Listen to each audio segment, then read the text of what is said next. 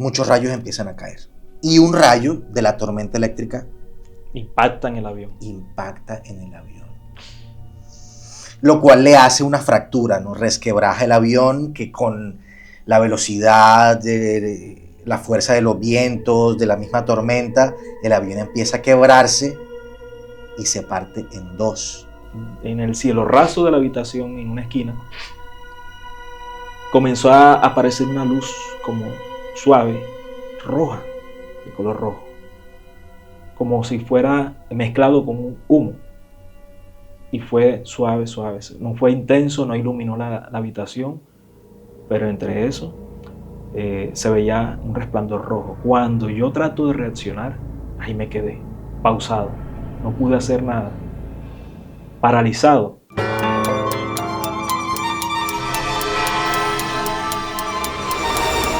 La Liga de los Asombrados. Hola a todos nuestros seguidores de la Liga de los Asombrados y bienvenidos una vez más a este nuevo podcast y bienvenido Willander el Inmortal. Muchas gracias, Julio. ¿Listos para las historias de hoy? Yo ya estoy listo y quiero comenzar a contarte una historia que descubrí en estos días que me dejó bastante asombrado, porque creo que ha sido el único caso en una situación como esta en el mundo, en la historia de la humanidad. Me atrevería yo a decir, si me equivoco, pues escríbanme y preséntenme el otro caso, porque yo realmente dudo que haya un caso similar, además de este que te voy a contar, que lo he titulado algo así como La mujer que cayó del cielo. Interesante. Te voy a contar la historia, voy a ponerme los lentes porque hay unos datos que te tengo que ir dando con exactitud. Y es la historia de Juliane Koepke. Juliane Koepke es peruana, una ciudadana peruana, pero también tiene origen alemán. Su papá, si no estoy mal, era alemán, su mamá era peruana. Un 24 de diciembre, más exactamente del año 1971, Juliane, teniendo 17 años, tomó un vuelo comercial un 24 de diciembre con su madre a visitar a su padre que vivía en otra ciudad. Partieron de Lima y el destino era Pucallpa. Todo en Perú. Todo en Perú. En principio transcurrió todo normal, por supuesto, eran 92 pasajeros. La aerolínea se llama Lanza, una aerolínea peruana. Luego de un tiempo de estando ya en el aire, el avión entra en una tormenta muy fuerte. Y es una tormenta eléctrica lo que se les presenta. Turbulencias. Lo que sucede por lo general. La tripulación está acostumbrada a eso, a ese tipo de situaciones. Pero la cosa se empieza a poner un poco más densa, ¿no? Ya no es simplemente sacudidas, turbulencias, ya no es simplemente que hay un poquito de... Algo leve, no era algo leve. De temblor en el avión. La cosa se empieza a poner más densa y más peligrosa, más tensionante, porque muchos rayos empiezan a caer. Y un rayo de la tormenta eléctrica impacta en el avión. Lo cual le hace una fractura, ¿no? Resquebraja el avión, que con la velocidad, de la fuerza de los vientos, de la misma tormenta, el avión empieza a quebrarse y se parte en dos. Titanic en el aire. Más o menos así, ponle. Y por supuesto empiezan a salir gentes disparadas por todos lados. Equipaje, gente. Por los aires, gente, equipaje, regalos. Me imagino un 24 de diciembre la gente viaja con regalos para llevarle a la gente que va a visitar. Familiares, amistades. Etc. Un completo caos en esos minutos, me imagino que debió ser. Toda la gente salió disparada. Entre esas, por supuesto, Juliane Koepke. Según lo que ella cuenta, pasados unos segundos se queda inconsciente. Para fortuna de ella, que aquí es donde viene lo extraño, quizá milagroso, Juliane Koepke sobrevive a la caída del avión que estaba a unos 5.000 pies de altura. Y por supuesto que la única sobreviviente. Fue la única sobreviviente. Tuvo la suerte de caer o de salir disparada con su asiento. Salió disparada con su asiento, como la mayoría de las personas. y cayó en una zona de arbustos muy altos y muy grandes. Amortiguó la caída y cayó nada más y nada menos que en la selva amazónica. Luego de unas horas despierta. Inclusive ella recuerda que despertó al día siguiente, ni siquiera ese mismo día. Despertó el 25 de diciembre. Todo lo que encuentra es un caos. Cuerpos mutilados alrededor, mucha sangre. Ya su madre no estaba a su lado. Hay otros cuerpos encima de ella, cerca de ella. Como puede, se desata de todo eso y comienza a buscar, ¿no? ¿Quién más ha podido sobrevivir? Una reacción. Comienza la odisea por sobrevivir en la selva amazónica, que no debe ser fácil, con tantos animales peligrosos que puede uno encontrarse, desde serpientes, jaguares, qué sé yo, arañas venenosas, no sé. Hay un dato que Julián recuerda que le contaron sus padres, que es lo que le salva la vida. Cabe destacar que sus papás tenían un poco que ver con el mundo del medio ambiente, de la naturaleza. Su mamá era ornitóloga y su papá biólogo. Y ella recordó que alguna vez le mencionaron que si se quedaba en la selva o si se perdía en la selva, la forma de sobrevivir era buscar agua o un río y seguir el camino del río, porque siempre iba a encontrar alguna comunidad. Cerca de los ríos siempre hay un pueblo, un asentamiento, una comunidad. Y esto fue lo que hizo. Encontró primero una quebradita y empezó a seguir su cauce. Luego encontró un riachuelo un poco más grande y ese riachuelo la llevó a un río mucho más grande y lo siguió por mucho tiempo. Todo esto durante varios días, ¿no? Duró unos 11 días ella en esa búsqueda, en esa caminata, avanzando poco a poco, herida, con gusanos en las heridas, con fracturas, con el shock de haber caído a unos 5.000 pies de altura, con el shock de estar enfrentándote a la selva literalmente virgen, todo lo que tuvo que pasar, por supuesto, pasar hambre, cómo curarse, sobre todo las heridas que ya las tenía bastante infectadas. Como ella misma lo cuenta, tenía que sobrevivir con gusanos, larvas de todo tipo, todo un infiernito, el que tuvo que haber vivido Julián Koepke. Pero finalmente, luego de 11 días, dio con una cabaña cerca al río que encontró en la selva. La cabaña estaba abandonada, una cabaña de madera, al parecer de leñadores, y allí esperó, tanto esperó que cayó desmayada, inconsciente. Luego de unas horas llegaron 3 leñadores, vieron que estaba más del otro lado que de este lado, literalmente. Sin embargo, pues la montaron en una lancha y se la llevaron al pueblo más cercano. Allá pues ya la atendieron médicos en el hospital del pueblo. A partir de allí surgen muchísimas preguntas: ¿por qué ella sobrevivió a una caída de estas? Y no solo por qué sobrevivió a una altura de este tipo, sino luego lo que vive en plena selva y todos los peligros que acarrea, con todas las heridas, todas las infecciones, todos los peligros, y aún así lo sobrevivió. Se hicieron Estudios, películas, se hicieron libros, documentales sobre el caso de ella, porque nadie entendía, nadie se explicaba por qué alguien sobrevivió a una caída tan alta. No hay lógica que nos haga entender por qué Julián Koepke sobrevivió a la caída de un avión. Ya hoy Julián tiene unos 70 y tantos años, se dedicó por un tiempo a la zoología, a la biología. Si no estoy mal, en el año 83, 84 creo que se graduó de ambas carreras y dedicó su vida a la naturaleza. Aún hoy está dedicada a dictar charlas, a formular y gestionar proyectos de investigación en torno al medio ambiente. ¿Qué tal la historia? Bastante impactante. Impactante. Bueno, Julio, yo te voy a compartir una experiencia vivida, otra experiencia. Pero antes de eso quiero hablar sobre el tema de las parálisis de sueños. Estos eventos son se puede decir que son trastornos involuntarios que pertenecen a la parasomnia, y eventos similares como la insomnia, que son personas que se levantan durante su sueño, hacen alguna actividad muy particular, casi precisa, aún estando dormidas. Entonces no hay un control consciente de lo que están realizando. La parálisis de sueños es algo muy, muy parecido. Científicamente, estuve investigando científicamente, como para hacer más breve, gráfico el tema, causados por el estrés, por una vida agitada o un abuso del cuerpo del ser humano en cuanto a su alimentación, el dormir a las horas no indicadas.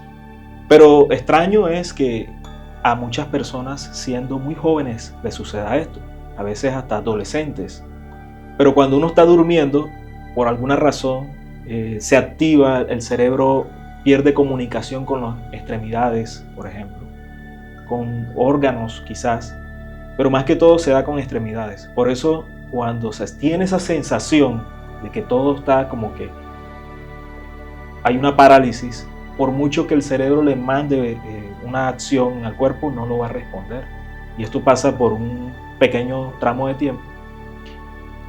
Pero sucede en la mayoría de los casos cuando el cuerpo está durmiendo. Por eso solemos como que ver visiones y ver eventos y creer que estamos despiertos, pero no es así. Entonces yo te quiero contar 2 casos que me pasaron, más específicamente en la ciudad de Riohacha y luego en Maicao. Hace como unos 16, 17 años estaba trabajando por esa zona y una de las noches, primero fue en Riohacha, estaba ahí trabajando y estaba en mi habitación donde vivía y se fue la energía eléctrica. Todo se oscureció, normal, porque sucedió en la noche. Ya estaba a punto de dormir cuando se fue la energía eléctrica y empezó a hacer mucho calor. En la habitación donde yo estaba era la última de la casa y la habitación tenía una ventana que daba hacia el patio. Como hacía mucha calor, yo abrí la ventana pues para refrescarme y al momento que ya me iba a dormir, que estaba quieto, ya casi para dormir, comencé a escuchar ruidos de brisa. Yo tenía cerca de la ventana, había en el patio un árbol de mango que cuando la brisa lo movía, él con las ramas tocaba el techo y hacía ruido. Para mí eso era normal, pero llegó un momento en que dejó de hacer brisa, dejó de entrar ese fresco que estaba por la ventana entrando. En la esquina de la habitación, en el cielo raso de la habitación, en una esquina, comenzó a aparecer una luz como suave, roja, de color rojo, como si fuera mezclado con un humo. Y fue suave, suave. No fue intenso, no iluminó la habitación, pero entre eso se veía un resplandor rojo. Cuando yo trato de reaccionar, ahí me quedé, pausado. No pude hacer nada, paralizado. Entonces traté de hacer movimientos con mucha fuerza y fue imposible. Luego de esa luz apareció una figura oscura que no era legible, pero sí sabía que estaba ahí, haciendo el mismo ruido que hacían las ramas, pero no había brisa, no había movimiento de árboles ni nada. Luego de para mí fue eterno, pero luego de unos segundos o minutos quizás, logré moverme y todo desapareció. La luz, la figura, todo desapareció. Fue un momento bastante, obviamente, de susto, un susto grande. Eso pasó la primera vez. En una segunda ocasión fui a visitar a una tía a Maicao, la ciudad de Maicao. La noche que fui a pasar allá a visitar, dormí en una hamaca en la sala de la casa y me sucedió algo muy parecido. Pero en esta ocasión sí fue un poco más descriptivo. Ya estaba dormido y en un momento de la madrugada yo abrí los ojos y la luz de la calle entraba por la ventana. Yo estaba en la sala durmiendo, en una hamaca, y entraba la luz de afuera. Se lograba entonces ver ciertas zonas de la sala. Y comienzo a ver a un primo que se levanta, sale de su habitación, y la nevera de la casa, la nevera, estaba en la sala. Yo veo que mi primo se levanta, va, abre la nevera, la puerta de la nevera, saca agua, se sirve en un vaso, se lo toma, y yo comienzo a llamarlo. Me di cuenta que estaba sufriendo una parálisis de esta tremenda. Trato de hablar y no me respondía. Cuando él se cierra la puerta, toma su vaso con agua, cierra la puerta de la nevera y va hacia su habitación, no pude hablar nada.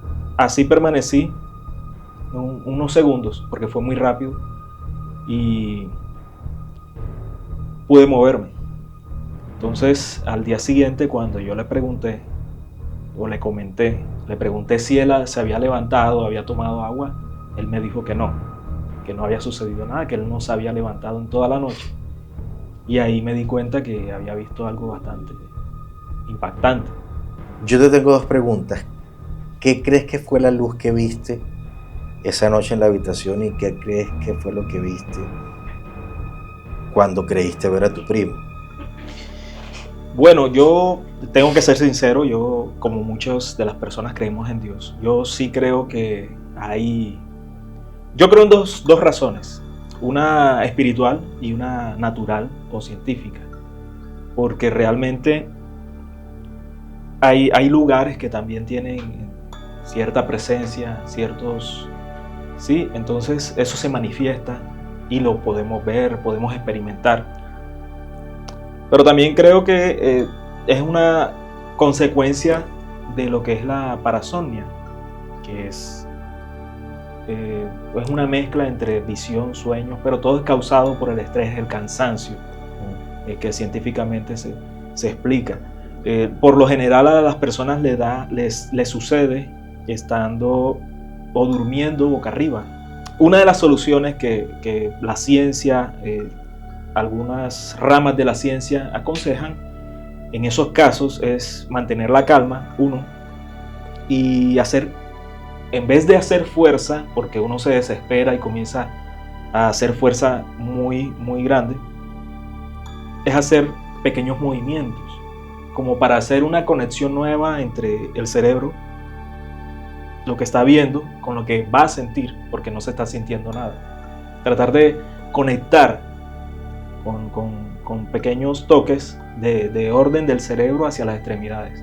Y es más fácil, o se puede decir, de volver a sentir sensibilidad o de reaccionar. Tengo un primo que le pasó algo parecido a lo que te pasó a ti con la luz. Él me contó alguna vez que no estaba ni siquiera dormido. Él se iba a acostar apenas. Y cuando apagó la luz de la habitación, se acostó, las ventanas todas cerradas, no había ningún lugar por donde se filtrara luz de afuera, estaba todo completamente oscuro. Y se acostó a dormir y él dice que empezó a ver una luz verde, pero un verde muy intenso, que salió del techo y que formó como un circulito. Y ahí se quedó, dice él, que varias horas. Él dice que no se dormía pensando en qué es esa luz, qué es lo que está viendo. Tampoco entró en pánico. Tampoco entró en pánico, él es muy racional. Entonces se levantaba, encendía la luz, pero no había nada. Cuando la volvía a apagar y se volvía a acostar, aparecía nuevamente al ratito. Entonces él no se explica nada, él dice que pues se quedó dormido y nunca le prestó atención. Él no cree mucho en cosas paranormales, ni en espíritus, ni en entidades que están presentes en otro universo o en otra dimensión, aunque esté en este mismo espacio. Pero pues tirándole como cabeza, tratando de racionalizar qué es lo que estaba viendo, se quedó dormido y nunca más lo volvió a ver, así que ahí quedó el asunto. Bien, espero que a ustedes les hayan gustado este par de historias. Comenten a ver qué piensan ustedes sobre estos temas y síganos en la Liga de los Asombrados. Hasta pronto.